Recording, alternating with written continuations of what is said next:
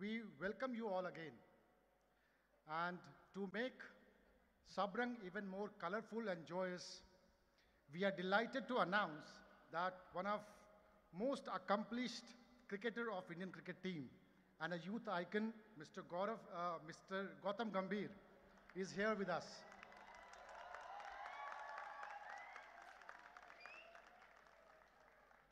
I would request our principal, sir, Professor Rajiv Agarwal ji, and our cultural committee convener, Dr. Kamna Singh ma'am, to kindly welcome our chief guest with a bouquet of flowers.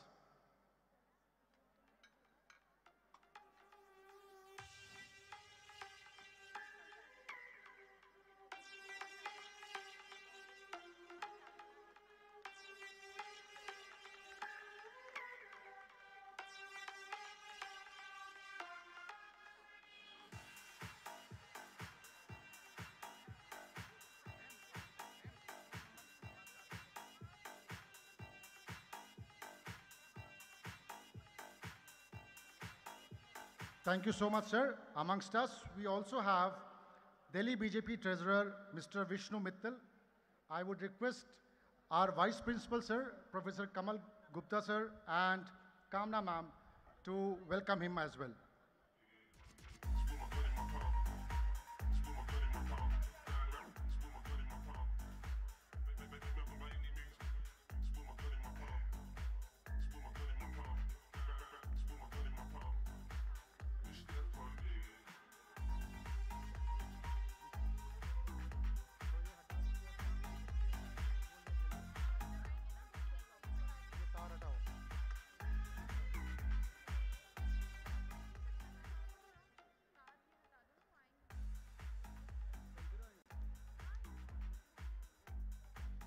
Thank you, sir, and thank you, ma'am.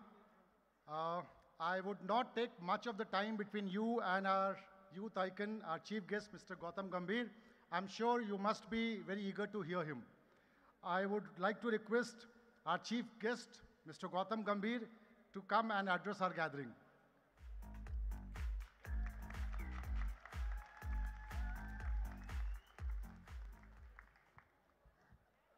Respected Principal, Vice Principal, Neetu Dabasji, members of the faculty, and my dear friends. देखिए जब मैं यहाँ पर आया तो principal साहब ने मुझे बोला कि I have to address the gathering and I had no clue what to say. But all honesty I can say is I can share my experiences with you because ये जो सवाल है ये मुझसे बहुत बार पूछा जाता है कि from cricket how has been my journey in politics. और मेरा हमेशा ये मानना रहा है कि जब तक अच्छे लोग सच्ची नीयत के साथ और सच्चे इंटेंट के साथ पॉलिटिक्स में नहीं आएंगे तो ना तो देश में कुछ बदलेगा ना ही स्टेट में कुछ बदलेगा. I know it's been a huge challenge because coming from cricket where everything was very black and white, everything happened very quickly, सारी चीज़ें बहुत जल्दी हुआ करती थी. आप एक ऐसे शेल में रहते थे जब आप ज़्यादा लोगों से मिलते नहीं थे और आपकी जो परफॉर्मेंसेज है वो सारी दुनिया के सामने दिखाई देती थी. आप अच्छा करते थे तब भी सारी दुनिया अप्रिशिएट करती थी, जब आप ख़राब करते थे तो सारी दुनिया क्रिटिसाइज़ करती थी. लेकिन पॉलिटिक्स एक ऐसी फील्ड है जहाँ पर आपको पेशेंस रखनी बहुत ज़रूरी है, जहाँ पर स्पेशली आपको लोगों के बीच में जाना बहुत ज़रूरी है, लोगों की प्रॉब्लम्स को समझना बहुत ज़रूरी है. और वो आप तभी समझ सकते हैं जब आप उनकी प्रॉब्लम्स को अपनी प्रॉब्लम्स के तरीके से सोचें.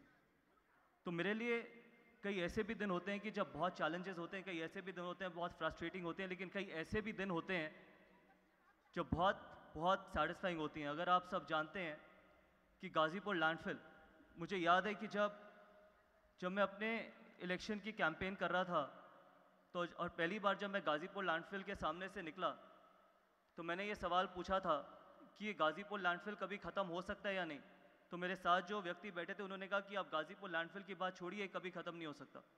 तो मेरा हमेशा ये मानना रहा था कि 5 साल जो मेरा टेन्योर है उसमें अगर गाज़ीपुर लैंडफिल ख़त्म ना हो लेकिन नीचे आए तो वो मेरे जीवन की सबसे बड़ी अचीवमेंट होगी. शायद मैं 2 वर्ल्ड कप का हिस्सा रहा हूँ, मैंने देश के लिए खेला भी है, लेकिन जिस दिन गाज़ीपुर लैंडफिल नीचे आएगा वो मेरी ज़िंदगी की, मेरे जीवन की सबसे बड़ी अचीवमेंट होगी. और दिल्ली का जो सबसे बड़ा जो ये ब्लैक स्पॉट जिसको कहा जाता है वो हटेगा, क्योंकि वो एशिया का सबसे बड़ा लैंडफिल है.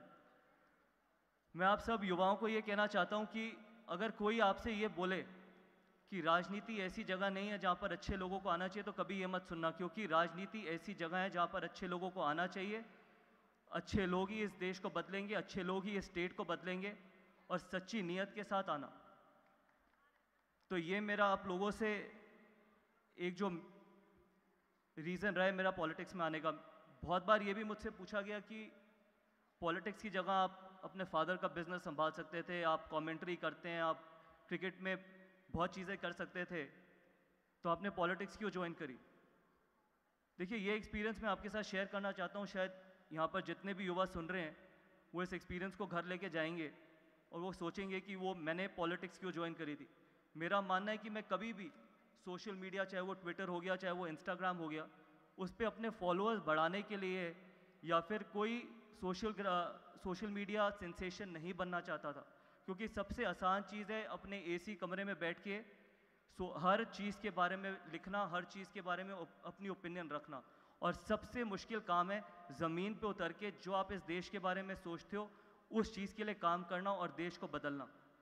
तो जिस दिन आप ये सोचेंगे कि सोशल मीडिया से हटके ज़मीन पे उतर के मुश्किल काम, अगर सोचें आप दिल्ली के बारे में, अगर आप दिल्ली की राजनीति में आना चाहते हैं, अगर आप सोचें कि दिल्ली में पिछले 7 साल में क्या हुआ है, ठीक है, मैं मानता हूँ कि फ्री बिजली, फ्री पानी, इन चीज़ों पे चुनाव लड़ा गया, लेकिन जो आज का युवा है, जो यहाँ पर जितना युवा यहाँ पर खड़ा है, क्या उसको फ्री बिजली और फ्री पानी ही सिर्फ चाहिए? नहीं, उनको कॉलेजेस चाहिए, हॉस्पिटल चाहिए, स्कूल्स चाहिए, इंफ्रास्ट्रक्चर चाहिए, क्योंकि अगर आगे आने वाले समय में जैसे आबादी बदलेगी वैसे ही दिल्ली का इंफ्रास्ट्रक्चर और दिल्ली में ऐसी चीज़ें बिल्ड होनी बहुत ज़रूरी है। नहीं तो आज से 10 साल बाद शायद दिल्ली ऐसी जगह ना रहे जहाँ पर हम रह सकेंगे।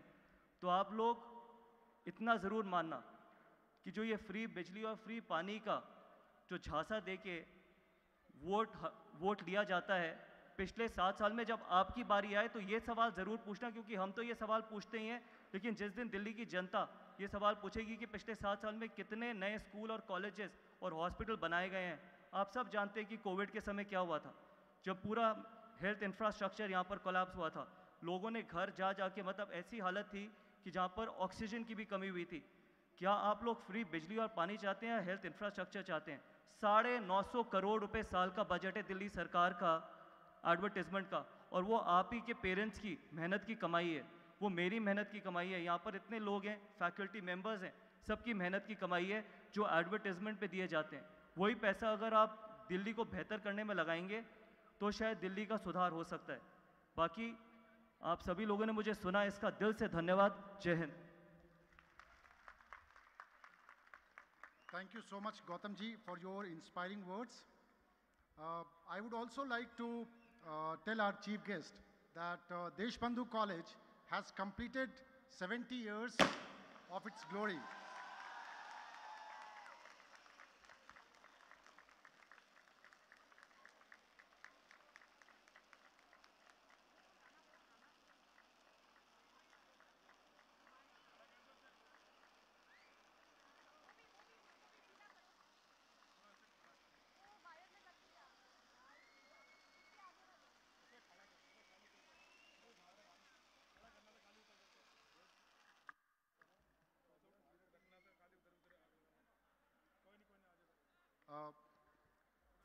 Gautam ji, our college has completed 70 glorious years, and on this occasion, we have announced a logo making competition.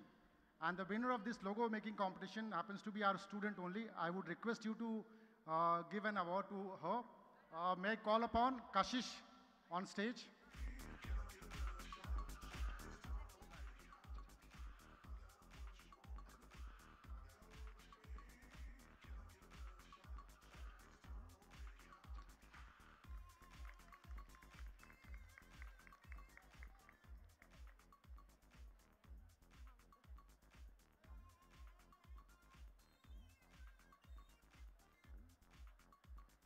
Thank you so much, sir.